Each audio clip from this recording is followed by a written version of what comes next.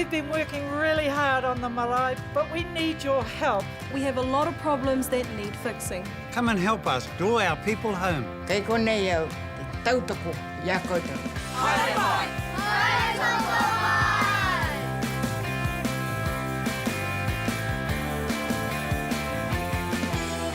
I'm here with Te Wānanga Aotearoa as a kaiako.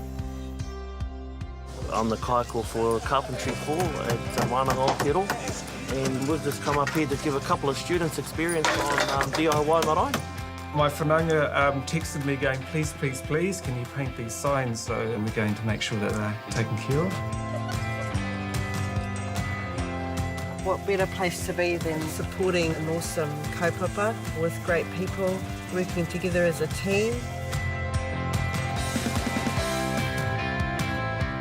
This is just a good way to show the guys the skills around carpentry and how it can help out the community. This is just a learning experience for them.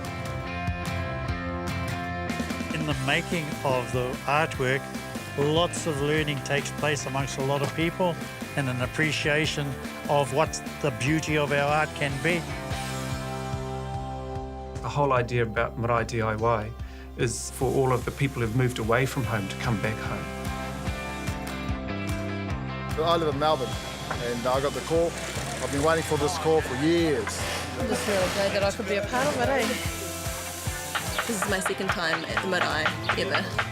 And meeting my whānau is, yeah, it's been amazing. Really, really happy about the progress that we've made. I can't wait for our babies to see this.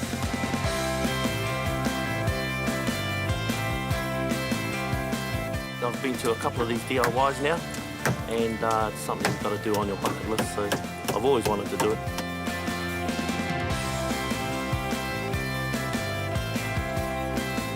We've got the mural going up. They've been working from dusk till dawn, and it's looking beautiful.